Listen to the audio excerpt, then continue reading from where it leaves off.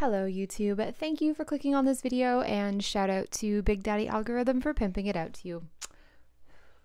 My name is Megan and welcome to my channel.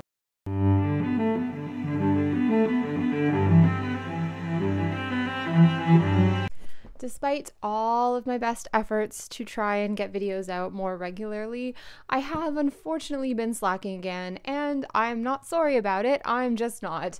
Life has been crazy and weird and wonderful, and I have many updates, which I will share in the future at some point when I'm ready, but yes, here I am back again with another video. Thank you for sticking around, those of you who haven't abandoned ship during my tragically irresponsible absence, and I'm here, I'm with you, so let's get into it. So recently I put up a poll on my community tab. Well, okay, I guess not recently at this point. It's been like a few weeks, but anyway, a poll was had and I asked if you would be interested in seeing more astrology content, since I really want this to be a place that we co-create together and not just like me always neurodivergently info dumping all over you. I'm really interested to hear what you think and what kinds of videos you'd like to see, so that's why I did that. I wanted to see if you'd be interested in astrology before I like went through all the effort of scripting and filming and making a video. I have been operating under the assumption that no one here is really that interested in astrology, but I was surprised that the poll results were just over half and half, with a slight majority of you expressing interest in more astrology videos, particularly ones that would be helpful for learning how to delineate and interpret a birth chart. To be honest, I went back and forth a bit on whether or not to do it for a few reasons. First and foremost, astrology for me is a spiritual and also weirdly grounding practice that I engage with daily, and it's a big part of my spiritual life and how I relate to life in general. And while I really enjoy teaching and speaking about it, in the past couple of years, it's become more of an insular, solitary practice of mine. At one point, I did read charts for clients, and I've done workshops and lectures before, and even written a book about it. Yes, like an actual real book. Here it is and everything. But as my knowledge and understanding of astrology deepened, and I started to see just how much I don't know about it, I felt the need to pull back from publicly practicing astrology so that I could focus more on learning and expanding my own knowledge base. I haven't done any full-on astrology videos on this channel before, mostly for that reason, and also because I don't want this to become an astrology channel. There are tons of highly respected, seasoned astrologers on this platform already, and they have years and years of practice and learning behind them, and they know much more than I do. Personally, I think that if you're interested in learning more about astrology, you would be better served by watching their videos, and I will link to all of them below, so definitely do go check them out. Don't let this be like the only video that you watch about astrology, please. So when you all expressed interest in maybe some astrology content at some point, at first I was a little reluctant for those reasons, but then I started thinking, okay, but say I did do a video about astrology, how would I approach it? And then the more I thought about how I would structure the content and what I would say, the more I started to miss teaching, and then I thought, oh, what the heck, I'll just do one and see how it goes. So what I think I'm going to do is I'm going to structure my astrology content a little bit differently from other astrologers on YouTube and do it video essay style, going through the planets and elements of a birth chart one by one and exploring the archetypal landscape of each and how we read them in a chart. I'm not going to do transit forecasting or teach any timing techniques. There are plenty of other very good astrologers who do that. I'm just strictly going to talk about the elements in a chart, and hopefully by the end of it, you will be able to pull it all together and read your own natal chart. Maybe at the end of this series, I'll go live and we can even do some chart readings. Maybe I'll see what the response to these videos is like. I'm not promising anything. We'll just play that by ear. On that note, I do want to be careful not to promise anything because all of this is tentative at this point. I'm going to just start with this video about the sun and see how it does, and if it does well, I'll do another one about Mercury and then Venus and then Mars, etc., and we'll go from there. But if it tanks, this will be my first and last astrology video, so I'm really depending on you guys for feedback on this one. Like, subscribe, comment, or message me and let me know if you're into this, and if you are, we'll continue, and if you're not, then we won't. Okay, so let's get into it. My background. Before I really dive into it, I want to give you a brief background about me and how I approach astrology in general. This is important to know so that you are aware of any biases that I have and also like the school of training and thought that I actually come from. So I came to astrology the same way that most of us do. After a really bad breakup left me searching for answers in the stars when really I should probably have been searching for them in my therapist's chair, but I did eventually do that too, so it's fine to do both. Anyway, I've always been interested in sun signs stuff, like since I was a kid, but I guess around like 2017, I started really getting into it after looking at my full natal chart for the first time ever and really wanting to understand what I was looking at. That led me down a rabbit hole, and now here I am, 7 years later, still going strong with the learning. There are lots of different branches and types of astrology that you could practice, and I specialize in relationship and intimacy astrology, so for those of you who are familiar with it, I look at a lot of synastry, composite, and Davison charts. And I look at a lot of natal charts too, because you can't understand a relationship chart without a basic understanding of the people who are in the relationship. I consider myself an archetypal astrologer, meaning that I look at everything in a chart through a Jungian archetypal lens, going back to the myths and legends that the symbolism of each aspect and planet is derived from in order to understand it better. The symbolism and techniques that I use come directly from ancient Hellenistic astrologers, but I occasionally make use of modern techniques too when it makes sense to do so. Like, for example, using quadrant-based house systems from time to time. I know it's bad, but it works sometimes. Or looking at the outer planets in a horary chart for more detail and context if I feel that it's needed and appropriate in the context of the question. Some astrologers who use ancient techniques are pretty strict about it, and there is definitely an elegance to how concise and beautifully descriptive those ancient techniques are. For the most part, I do stick to that, and definitely when I was first starting out, I was pretty rigid and almost dogmatic in only using ancient Hellenistic techniques and disregarding modern astrology altogether. Recently, though, I've come to appreciate more the level of detail and nuance that modern techniques can offer us, and I've been finding that I'm a bit more fluid in my practice now, using whatever technique makes the most sense at the time for the chart that I'm reading. To give you an example, for those of you who already know a bit more about astrology, I'm finding these days that I use Placidus a lot more in synastry charts than whole sign houses, which of course ancient astrologers never would have done. But it makes sense to me, and I've found this way to be shockingly accurate because of how intercepted houses link up in chart-to-chart comparisons. But I digress. That caveat was just for the more experienced astrology nerds who might be watching this. So that's a bit about me and where I'm coming from in terms of my practice and the techniques I use, and I felt it was important to offer that first and foremost because hopefully it will help you decide whether or not my way of doing astrology resonates with you, and if it does, I hope you'll stick around, and if it doesn't, there are tons of astrologers who practice astrology in all different types of ways, and I'm sure that you will find one that does resonate with you. So modern newspaper astrology tends to focus a lot on the signs of the zodiac, and most people when asked will know what their sun sign is. They'll be able to tell you if they're a Leo or a Taurus or a Virgo based on what month they were born in, and that's supposed to confer certain characteristics and qualities onto the individual.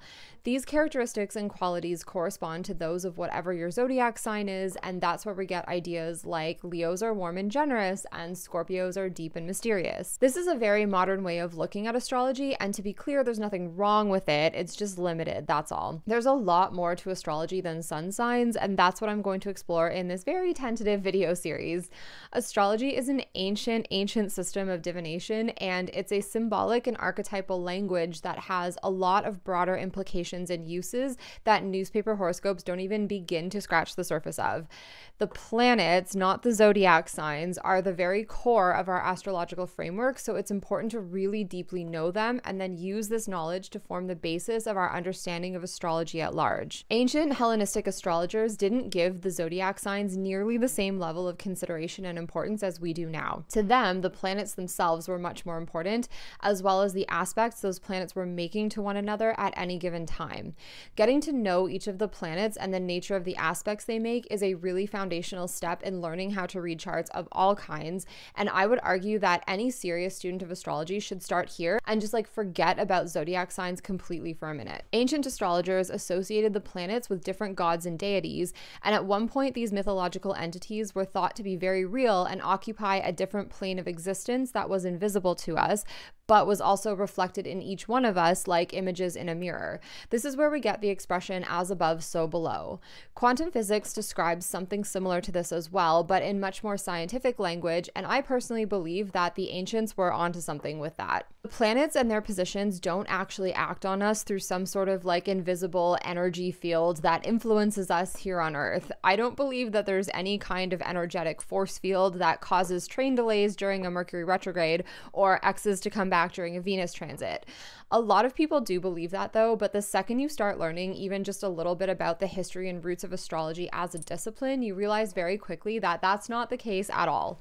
The cosmology of ancient astrologers was something much closer to our understanding of a quantum universe, and thankfully, as we uncover and translate more and more of these ancient astrological texts, we're getting back to the roots of what astrology was actually meant to be, a quantum clock that shows us which archetypes it's time for here on Earth and in our own lives. Quantum physics proved that observing something changes the outcome, and so what happens when we observe the planets? We are intricately tied to them, and they to us, and all of us to the universe at large. It really is hauntingly beautiful to contemplate just how interconnected we are with everything that has ever existed and ever will exist, and astrology shows us that.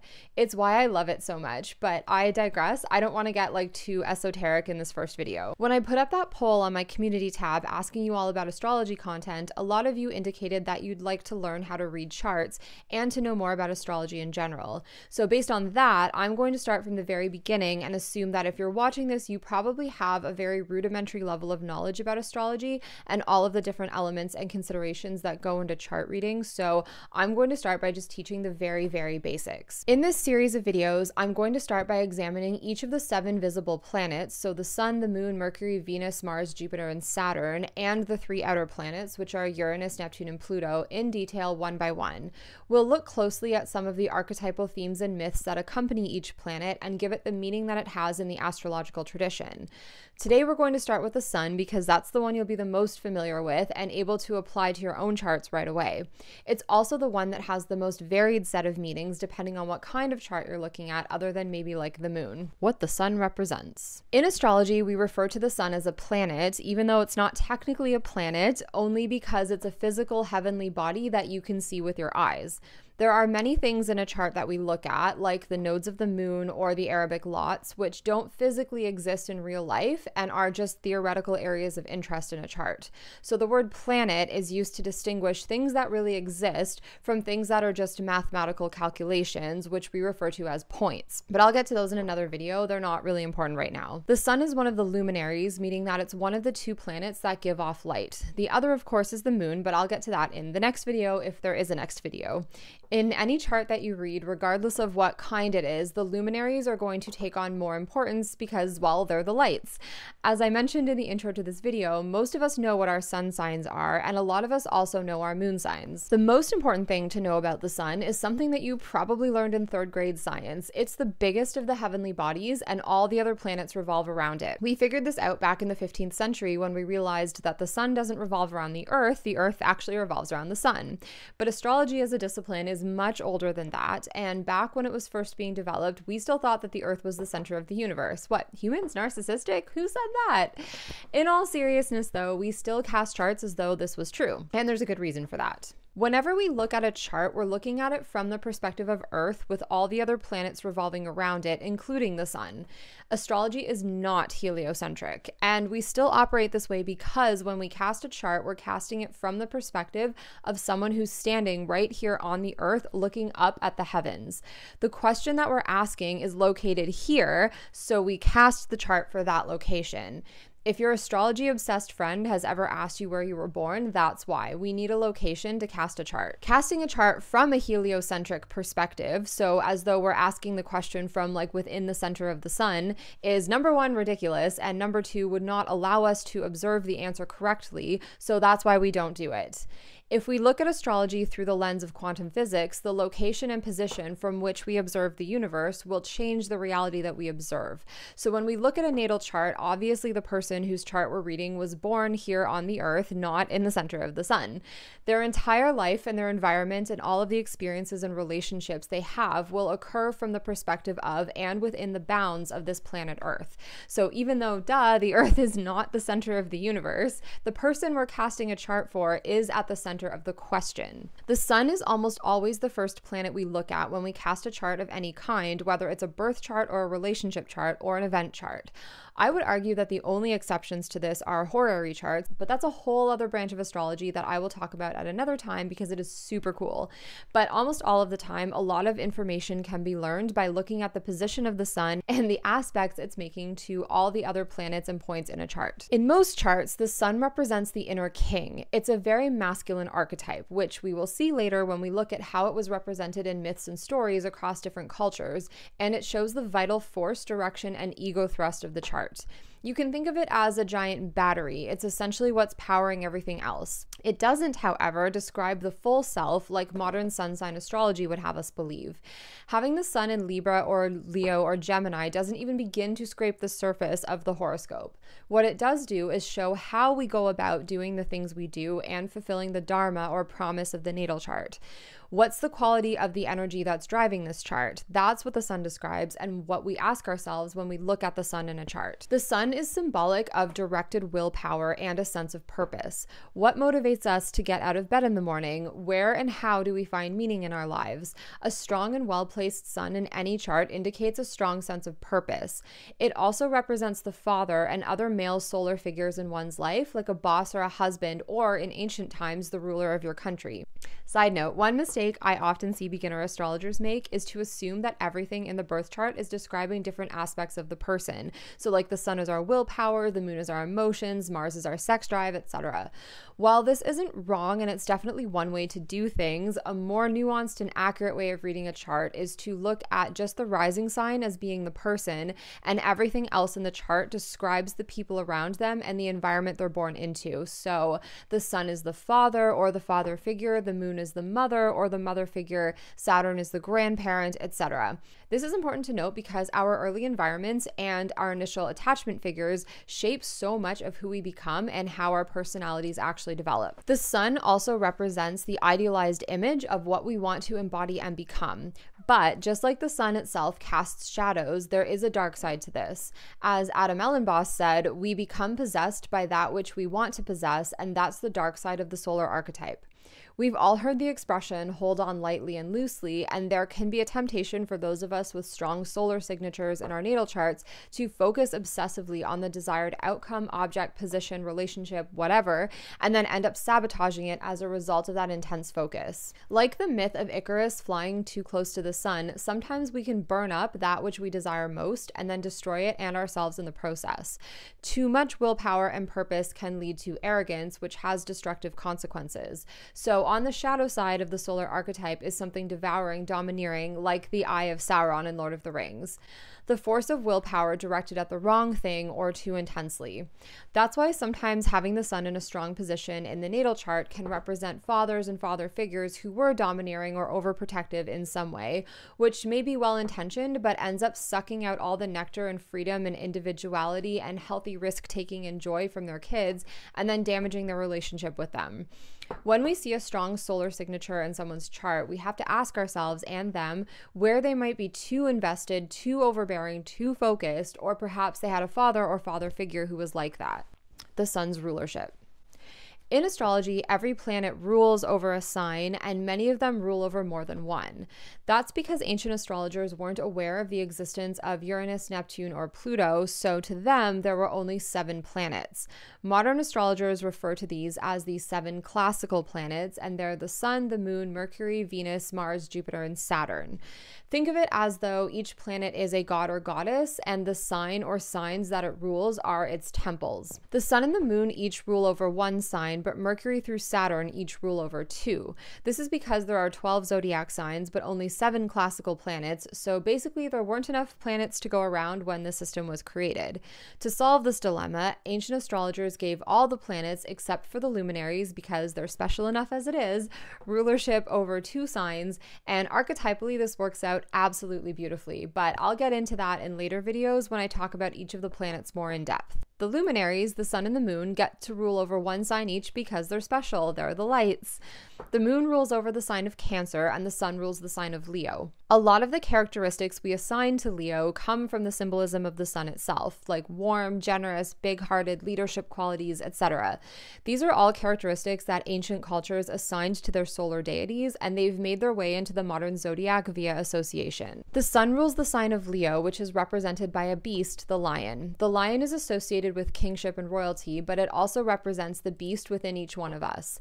Many of the world's solar deities have stories that deal with the archetypal theme of balancing the conscious and the unconscious, or the willpower of a human mind, with the animalistic urges in each one of us. This is why the Strength card in the tarot is associated with the sign of Leo. It's literally a depiction of a woman taming a lion, which represents us taming the inner beast. In the alchemical tradition and in many of the Hermetic arts, the sun is represented by sulfur, which is a fiery burning substance, and was often depicted as a solar lion or a king robed in purple and crowned with gold. This is where we get the idea of the sun as a masculine force, an inner king that manifests psychologically as the ego, or the principle of I am. Seeking this inner king and getting in touch with him is an important part of pursuing our own self-awareness, and in this way we can see the solar archetype as shedding light on our unconscious impulses, drives, and traumas, because the integration of the self depends on the union of both masculine and feminine, or outward-facing versus inward-facing qualities.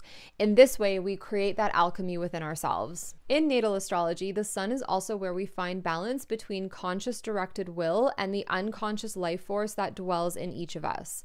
Back to what I was talking about earlier with regards to finding the balance between that which is warm, life-giving, and light-bringing versus that which is hot, burning, and desiccating. Nearly every solar deity has archetypal significations that tell the story of finding this balance. Solar myths and deities.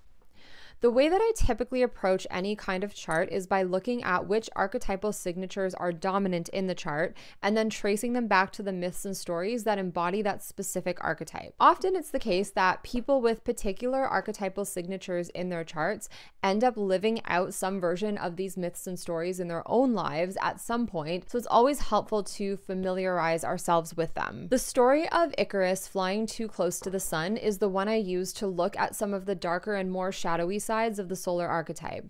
Another is the story of Shamash, the Babylonian sun god, who's often depicted rising between 2 mountains, which symbolize the boundaries of the world or the polarities of consciousness, both the human and the beast within each one of us. The sun in this case represents the balancing point between yin and yang, conscious and unconscious, human and animal form. Apollo, the sun god of the Greek pantheon, was also a god of science, mathematics, and archery, which all require a focused and direct consciousness. He was also a god of oracles and prophecies, which are a function of a deeper mystical and intuitive knowing that lies beneath our conscious awareness. In this way, Apollo is a reconciler of opposites. There are many examples of feminine solar deities around the world as well. I've always been a little obsessed with finding examples of solar goddesses because I have a strong solar signature in my natal chart, and I never really resonated with the masculine sun gods. Sun goddesses don't exist in abundance, but they do certainly exist. The Hittites worshipped Hebat, a sun goddess who was often depicted as a matronly woman, either standing on a lion or seated on a throne. Amaterasu is an interesting figure. She's a Shinto deity from whom the Japanese imperial family claimed descent. In her story, her brother, the storm god Susanoo, behaved very rudely to her, which caused her to retreat into a cave and plunge the world into darkness. The other gods then had to come up with a plan to lure her out so that the world could have warmth and light again. In this way, we see the solar archetype as being a generative, life-giving force, which is associated archetypally with the feminine principle. My absolute favorite solar goddess is Sekhmet, whom the ancient Egyptians worshipped. When I was a teenager, I had a small statue of Sekhmet, and I built an altar for her in my bedroom and would leave her offerings of food and flowers and pray to her every morning. I was a witchy little pagan even back then. At some point, I'm going to add her to my collection of goddess tattoos, like on this arm, since she's one of the deities that I've been closest to for the longest. Anyway, Sekhmet was depicted with the head of a lioness and the body of a woman, and she was the daughter of the sun god Ra. A funerary papyrus dating from the New Kingdom period called The Destruction of Mankind tells the story of Sekhmet's birth. At the beginning of time, when the gods lived among men, a rebellion was plotted against Ra, the king of the gods.